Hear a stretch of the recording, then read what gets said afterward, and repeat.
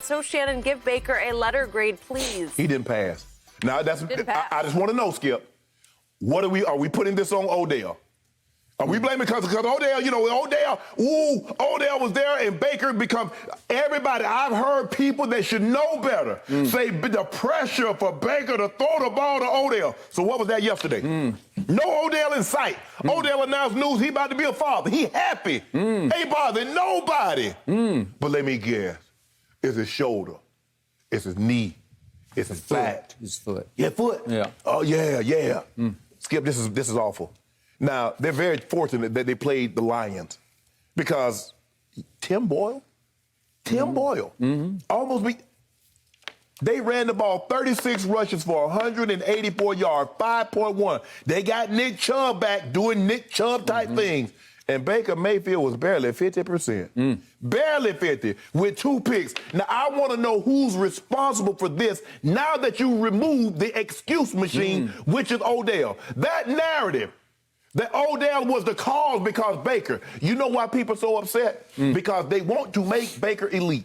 If you look at Baker Mayfield as an average quarterback, you wouldn't nearly be as upset. I'm not upset when he plays bad because I see him for what he is. It's the other people that try to make Baker elite. He's a first-round pick. Oh, we went to Oklahoma, and Baker, he's the Pied Piper. He's like, woo-woo! And everybody came marching in attention. Yeah. All I know is what I see. Now, I kept telling you, he's the third best quarterback in that draft. He's not good as Lamar. He's not good as Josh Allen. You kept telling me Sam Darnold was the best quarterback in that draft. Well, Really? You know what, Skip? Yikes. He might be a dressed-up Sam Darnold. He might be a dressed-up Sam Darnold. He's not it, Skip. Now, Cleveland can do what they want to do. They can extend him if they want to, but you're not winning with that guy. He's average. With a running game like that, there's no way you're supposed to be barely 50%. There's no way. He's saying one. So that's Jarvis. Jarvis is his favorite receiver. He's sailing Jarvis left and right. You know it, and I know it, and a lot of other people know it and don't want to admit it. Baker Mayfield is an average quarterback. There's nothing elite about Baker. Okay. Interesting. Okay, my turn for a letter grade, and I have a question for you. Who won this game? Help me out. Oh, you won, brother. Did he flunk and they won? Yeah, he didn't pass. Well, I guess a D is passing. A D is passing? So you gave him a D? Yeah, I gave him a D. Well, I got to at least give him a C because he did play and he did win. Am I right? 15 to 2 interceptions? Yeah. Against he played and he won. Tim Boyle? C. How can you give him lower than a C? Tim Boyle? Did he do what needed to get done? No. Nick Chubb did. The running game did. Okay. He didn't do nothing. He was terrible. You know he was terrible. Is Cleveland now 6-5? Yep. And Cleveland is in the cellar in that division, but would you believe Cleveland's only a game and a half out of first place, which is now owned by the Baltimore Ravens, who survived without their starter yesterday? Oh, whoa. They're 7-3 now to 6-5 Cleveland. But guess what's coming up? Next Sunday night at Baltimore, Baker's at Baltimore. And I hate to bring this up, but do you realize Baker's had 3 huge games in his career against the Ravens? 3 big, he's averaging about 350 yards passing in those 3 games. Yeah. So that's coming up at Baltimore. Then it's bye week, and maybe they can get a little healthier, starting with him.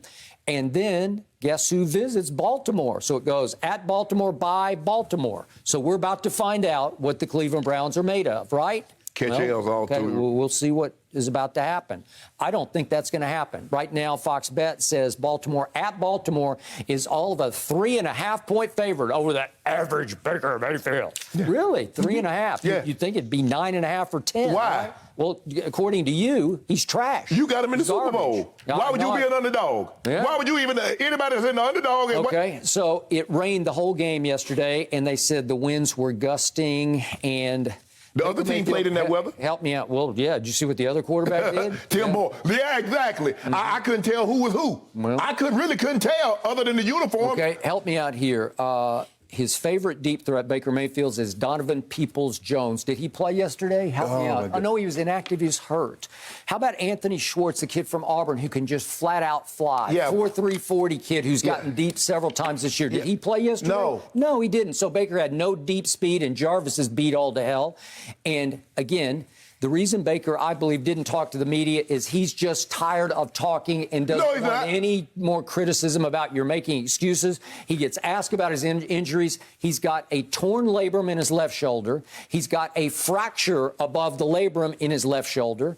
He just wrecked his knee and has a sprained knee and should not have played yesterday. And he had a foot injury that also has kept him out of practice for 2 weeks. So he hasn't practiced in 2 weeks. So he's just trying to hang on for dear life, and he sucked it up and went out and played. Should he have played yesterday? My gut feeling is a big no. But he did play, and they did win. Skip, he was thinking it up before all these injuries besieged him. Okay. So don't pretend like he was on this epic arc, because he wasn't. He's been bad all season long. But you want to go back, but I know what you'll do. You'll go back and talk about the last 11 games last year. Well, what happened? Should we just destroy those? Just sweep them under your little carpet over there? What did he get? What should we do with last year? What did he do? What did he get for that? He got bounced from the playoffs. No, he won a playoff game against the Pittsburgh Steelers and Mike Tomlin at Pittsburgh. He did that. He did that. Yeah, that's pretty great, I would say. Right? So does that carry over into the new year? Interesting. In his rookie year against Baltimore, he threw for 376 yards and 3 touchdowns. And then there's a big win in 2019 at Baltimore. They won 40-25, and he threw for 342 and a touchdown. And then last year, it was the great comeback by Lamar. He literally came back out of the locker room. Yes. In that game, Baker brought them back. They were down 34-20. He brought them all the way back to tie at 42 by throwing for 343 yards and 2 more touchdowns. But he's average against the Baltimore Ravens defense. Baker Mayfield just did it and did it again. Whoa. In the process of him coming back from 34 to 20, can you tell the people at home where Lamar Jackson was at that time? Well, he was in the locker room. He rose from the dead and came back. So they had Marty McSorley. He was the defending MVP of the league.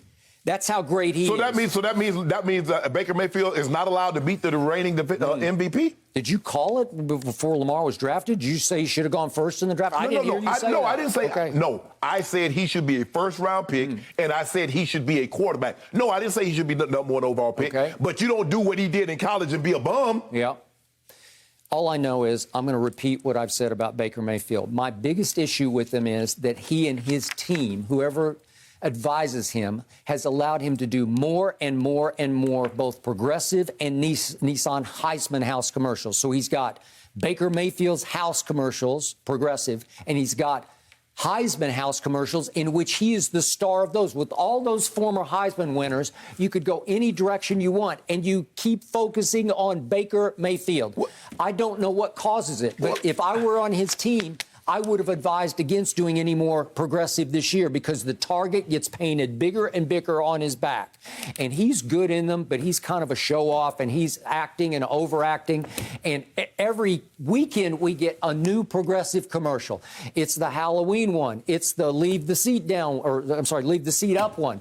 And it's the neighbors one. And it's the house sitter. It's like they're relentless. They drive me crazy. I get sick and tired of seeing Baker's mug on TV, and all day Saturday I have to see it in the Heisman House. Okay, it's no good. It's wrong. It's what's inspiring the hate in you of Baker Mayfield. No, I got no hate. No, I just see him for what he is. I see an average quarterback. I don't see elite. Okay, but I'm going to say once again, last year he was so average that after Odell got hurt at Cincinnati, he went on a tear for 11 games, not 2 games or 3, 11 games. They went 8-3, and he was graded by Pro Football Focus the 4th best quarterback in football over those last 11 games, which included a win at Pittsburgh in a playoff game.